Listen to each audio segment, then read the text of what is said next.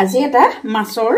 recipe বনাম ভাবিছো তাকে আপোনালোকলৈ লৈ আহিছো এতিয়া মাছখিনিত মই অকমান নিমখ হালধি সানি লৈছো সানি এখিনি এতিয়া ফ্ৰাই কৰি লম ইয়াত মাছৰ মাথাও আছে দুটা হেখিনি কিহৰ লগত বনাম হেখিনি আপোনালোকক দেখুৱাই যাম আপোনালোকে ভিডিওটো কিন্তু শেষলৈকে চাই যাব এফালে মাছ ফ্ৰাই কৰিবলৈ উঠাই দিলো মাছ ফ্ৰাই কৰি থকা আৰু বাকি দেখুৱাই নেথাকো সকলোতে জানে মাছ কেনেকৈ ফ্ৰাই কৰিব লাগে নহয় জানো আৰু আজি মই মাছৰ মাথা কিহৰ লগত বনাম হেখিনি আপোনালোকক অলপ পিছত দেখুৱাই আছো তেতিয়ালৈকে মই মাছ ফ্ৰাই কৰি থাকো আৰু লগতে মই বস্তুখিনিও গোটাই লওঁ এতিয়া মই ডাঙৰ ডাঙৰ দুটা বিলাহী কাটি ললো বিলাহীকিটা কাটিলে চপাৰত চপ কৰিম আৰু আসলতে মোৰ ওচৰত চপাৰ দুটা আছিল এটো অলপ ডাঙৰ হয় আৰু সৰুটো তিনচুকীয়া ঘৰখনত আছে এটো ডাঙৰটো মোৰ ওচৰত আছে সৰু মানে ডাঙৰটো হলে কি হয় বস্তুখিনি অলপ সৰহ হ'ব লাগে তথাপিও একো নাই এটা ডাঙৰ বিলাহী দুটা লৈছো এখিনি মই চপ কৰি লওঁ আৰু আজি মাছৰ মাথাৰ লগত বনাম বুলি কৈ থকা বিশেষ বস্তুটোৱে হৈছে কচু আৰু কচু থুৰ খাই কাৰ ভাল লাগে কবচোন মোৰ কিন্তু বহুতে প্ৰিয় আৰু কচু থুৰ আসলতে বহু পৰিমাণৰ আইৰন থাকে সেই কাৰণে আমি কচু থুৰ খাব লাগে কচু থুৰ বিভিন্ন ধৰণে খাব পাৰি ডাইলত দি খাব পাৰি কচু পিটিকা কৰি খাব পাৰি আৰু কচু ভাজি বনাই খাব পাৰি এতিয়া আজি মই সকলোতকৈ ভাল লগা মোৰ ৰেচিপিবিধ আপোনালোকলৈ আগবঢ়াই লৈ আহিছো কাৰণ মাছৰ মাথাৰ লগত কচু থুৰ সঁচাকৈ খাই খুবেই ভাল লাগে আৰু মই কেনেকৈ বনাইছো সেই পদ্ধতিটো আপোনালোকলৈ বুলি আগবঢ়াই লৈ আহিছো তেতিয়া হলে পলম নকৰি কিন্তু ভিডিওটো আজি আপোনালোকে শেষলৈকে চাব লাগিব বলক তেতিয়া হলে ইয়াৰ পিছৰখিনি কেনেকৈ কৰিছো সেইখিনি মাজলৈ আগবাঢ়ো এফালে মাছৰ মাথাৰ কেইটা মই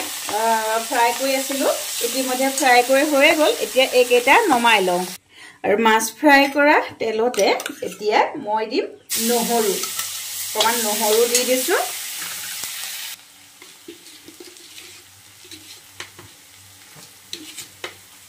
সোৱাদ অনুসৰি নিমখ আৰু হালধি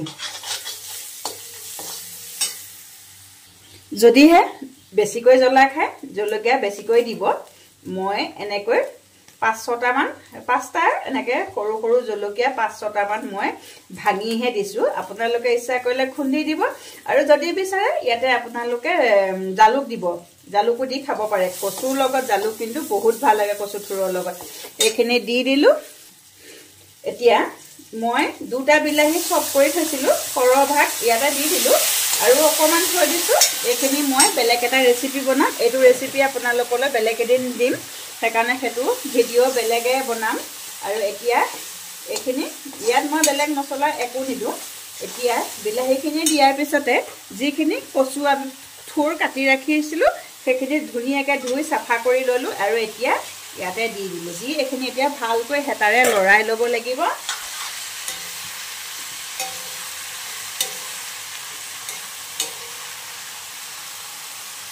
ধুনিয়াকৈ লৰাই লৈ এতিয়া ইয়াত ঢাকন দিল আৰু গেছটো কমাই দি দিব ভাজিখিনি মাজতে মই দুবাৰ মান চালো ধুনিয়াকৈ কচু সিজি গৈছে ইয়াতে এতিয়া আমি যিগিটা মাছৰ মাথা ফ্ৰাই কৰি ৰাখিছিলো সেইগিটা ইয়াত দি দিম এনেকৈ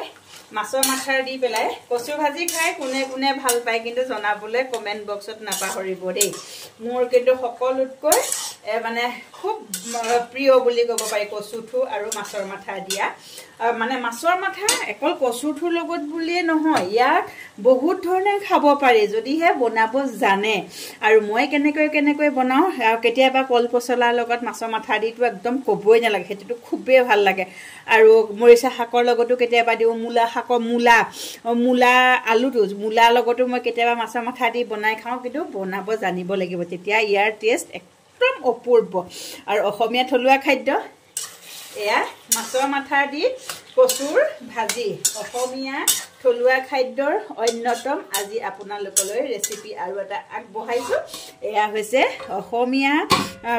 ৰন্ধন প্ৰকৰণ বিলাকৰ ভিতৰত অন্যতম আৰু খাদ্য সম্ভাৰৰ যেটো আমাৰ থলুৱা খাদ্য সম্ভাৰৰ ভিতৰত পৰে কচু থুৰ নহয় জানো আৰু কচু থুৰ আৰু লগত মাছৰ মাথা দি পেলাই আজি বনাইছো পুৰা ধোঁৱা ধোঁৱা হৈ আছে ওচৰৰ পৰা দেখুৱাবলৈ চেষ্টা কৰিছোঁ কেনেকুৱা হৈছে এয়া ৰংটো কি ধুনীয়া হৈছে নহয়নে মছলা কিন্তু একেবাৰে নাই দিয়া দেই কচুৰ ঠোৰটো মছলা দি মই নাখাওঁ দেই কেতিয়াও নাখাওঁ কোনোবাই যদি খাই নাজানো একদম জলকীয়া দি দিছোঁ বিলাহী দি দিছোঁ আৰু নহৰু তেলত দিছোঁ বছ সিমানেই এইখিনি আমাৰ এতিয়া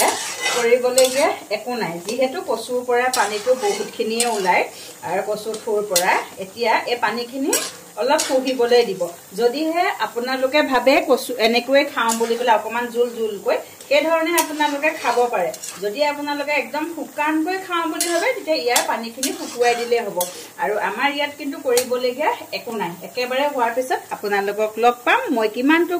জোখত ৰাখিছোঁ সেইখিনি আপোনালোকক দেখাম একদম ধোঁৱা ধোঁৱা হৈ আছে দেখিছেনে একো ধৰিবই নোৱাৰি এতিয়া ধোঁৱাটো অকণমান পাতল নিচিনা লাগিছে খন্তেক পিছত আপোনালোকক দেখাই আছোঁ